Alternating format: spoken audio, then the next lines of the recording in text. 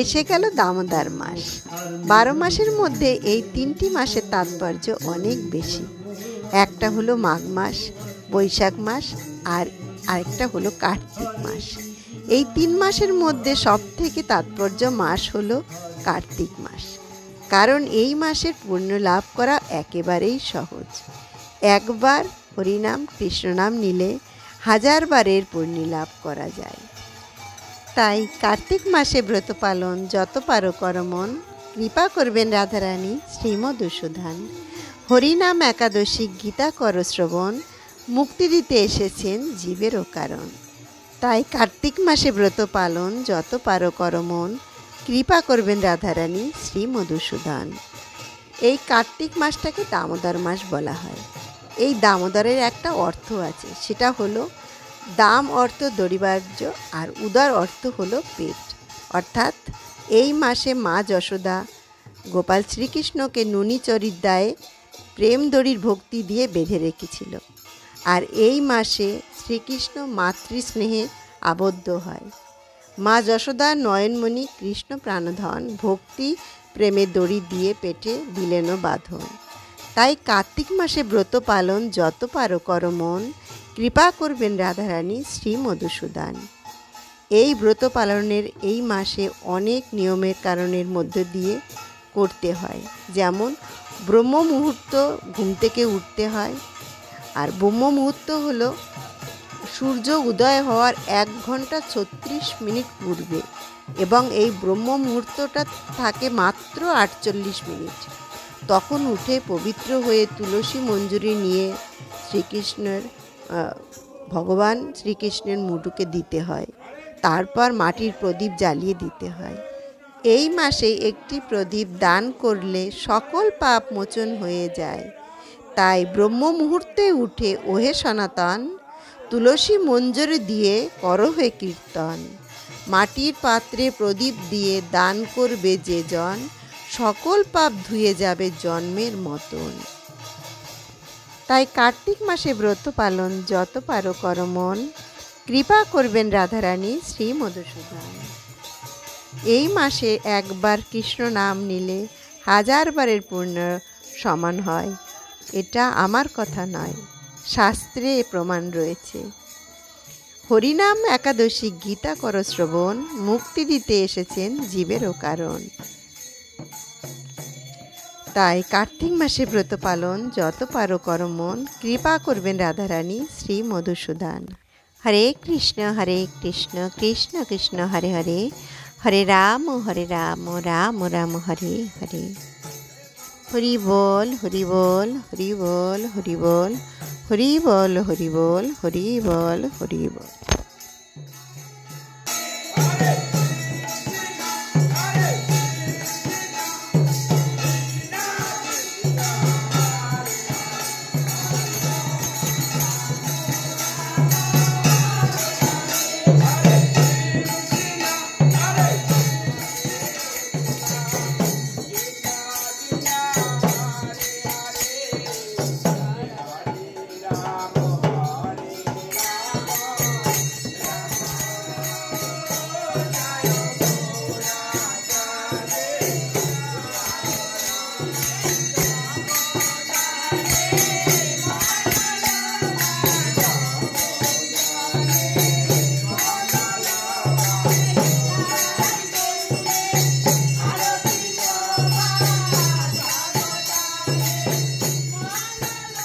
তো মন্দিরে একে একে সবাই মাটির প্রদীপ দেখাচ্ছে। একে একে আমরা সবাই মাটির প্রদীপ দিচ্ছি, দিয়ে আরতি করছি। আরতি করে সবাই এখন বাইরে তুলসী গাছে তলায় তুলসী সামনে আমরা এই প্রদীপ রেখে আসছি। এটা আমাদের মন্দির, পাড়ারই মন্দির, রাধা গোবিন্দ মন্দির। 1 মাস ব্যাপী আমাদের এখানে প্রত্যেক দিন নগর কীর্তন বেরিয়েছে। ভোরবেলায় নগর কীর্তন করতে করতে পুরো পাড়ায় সুন্দর সুন্দর সবাই একসঙ্গে ভক্তিভরে আমরা এখানে কীর্তন, নাম কীর্তন হয়। এখন আমান্য করছেন সবাই, মায়েরা দিদিরা সবাই। কাল এখানে দুপুরে ভোগ দেওয়া হবে মন্দিরে। তো সবাই আমরা খুব আনন্দের সহিত এখানে সবাই একসঙ্গে মিলে সব কাজ করি এবং ঠাকুরের আয়োজন সবাই মিলে করছি। দেখুন সব আমাদের পাড়ারই দিদিরা মায়েরা সবাই একসঙ্গে সবজি কাটছে, কত ভালো লাগছে। এই একটা মাস যে কীভাবে আমাদের মধ্যে আনন্দের মধ্যে দিয়ে কেটে গেল আমরা বুঝতেই পারি না। এবং লাস্ট দিন এটা আমাদের রাধা গোবিন্দ মন্দিরের মধ্যেই যে ঠাকুরের ভোগ লাগানো হবে, সেই সবজি এগুলো সমস্ত ভাজা করা হবে আর কি, ঠাকুরের ভোগে দেওয়া হবে। তো সবাই মিলে একসঙ্গে কত সুন্দর মিলে আমরা সবাই ঠাকুরের জোগাড় যন্ত্র করছি এখানে, ভীষণ ভালো লাগছে। আবারও একটা বছরের অপেক্ষায় রইব আমরা সবাই, আবারও সামনের বছর আবারও এরকমভাবে আমরা নাম কীর্তনের মধ্য দিয়ে আমরা আমাদের এই অনুষ্ঠান এরকমভাবে আমরা চালিয়ে যাব। তো এখন নিচে দেখুন ঠাকুরের নাম কীর্তন চলছে, উপরে কালকে যে ভোগ হবে সেজন্য সমস্ত গোছানো হচ্ছে। ভীষণ ভালো লাগছে। এখন এখানে ঠাকুরকে ভোগ লাগানো হয়েছে তাই দরজা বন্ধ রয়েছে।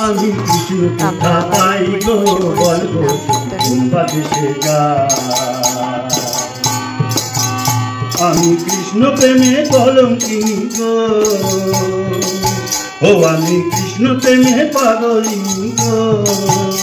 আমি নগরে বেড়াই, আমি নগরে বেড়াই গো, বলবো বাদেশে যাই। আমি কৃষ্ণ কোথা পাই, আমি কৃষ্ণ কোথা পাই গো, বলবো বাদেশে যাই।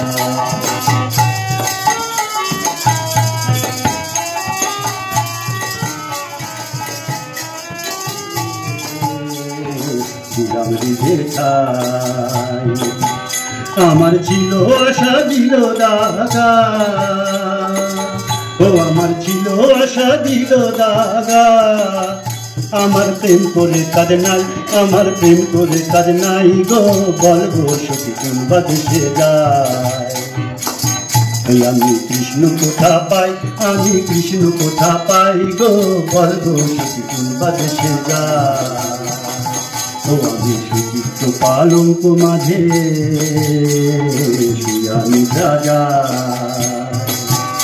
আমি ঘুমাইলে স্বপ্ন দেখি গো, ও আমি ঘুমাইলে স্বপ্ন দেখি গো। আমি সান্দয়া বেড়াই, আমি সান্দয়া বেড়াই গো, বলবো সখী কোন বাদেশে যায়। আর দাসী হয়ে শ্যামের বাসি শুনিব গো,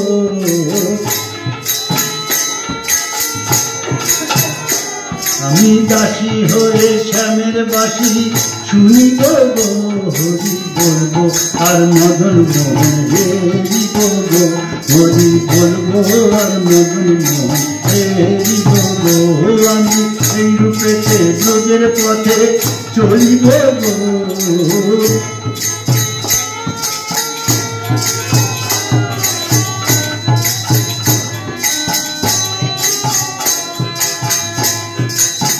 দেহে অন্তিম কালে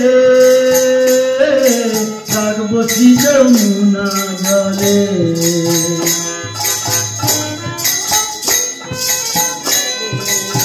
রাধে গোবিন্দ বলে বাসিব গো, হরি বলবো আর মদন মোহন হেরিব গো, হরি বলবো হরি বলবো আর মদন মোহন হেরিব গো। ও আমি এই রূপেতে ব্রজের পথে চলিব গো, এই রূপেতে ব্রজের পথে চলিব গো, হরি বলবো আর মদন মোহন হেরিব গো, হরি বলবো আর মদন মোহন হেরিব গো। হরে কৃষ্ণ হরে কৃষ্ণ, হরে কৃষ্ণ হরে কৃষ্ণ, কৃষ্ণ কৃষ্ণ হরে হরে, হরে রাম হরে রাম, রাম রাম হরে হরে, রাম রাম হরে হরে। তো আমাদের এখন ভোগ বিতরণের সময়। সবাই এখন ভোগ নেওয়ার জন্য বসে পড়েছে, সবাইকে এখন ভোগ দেওয়া হবে। তো এখানে দেখুন অনেক অনেক লোকের আয়োজন আজ। তো এখানে সমস্ত খাবার রান্না করা যেটা রয়েছে তো আপনাদের দেখাচ্ছি।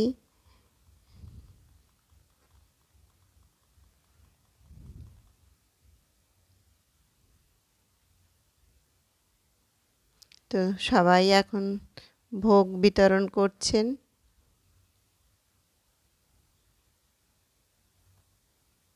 হরে কৃষ্ণ কৃষ্ণ কৃষ্ণ হরে হরে, হরে রাম রাম রাম হরে হরে। দাদা এসছেন আমাদের মন্দিরের।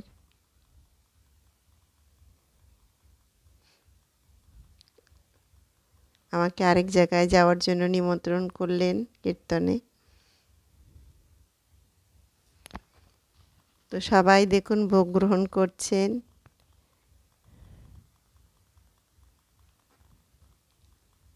তো মন্দিরে এই যে ফলকটি দেখছেন, এটা আমার হাজব্যান্ডের এখানে একটা আমি স্মৃতিফলক দিয়েছিলাম। তো এখন আমরা সবাই ভোগ গ্রহণ করছি। খুবই ভালো লাগছে। আজ আমাদের 1 মাস ব্যাপী আমাদের এই যে নগর কীর্তন প্রত্যেক দিন আমরা বেরিয়েছি, খুবই ভালোভাবে আমাদের কেটেছে এবং খুবই ভালো আনন্দের সহিত সবাই একসঙ্গে মিলে হরিনাম করতে করতে আমরা এই কটা দিন 1টা মাস আমাদের কেটে গেল। তো আজকের মতন এখানেই শেষ করছি। আমার ব্লগটি ভালো লেগে থাকলে শেয়ার করে দেবেন। আবার একটি নতুন ব্লগে দেখা হবে। হরে কৃষ্ণা।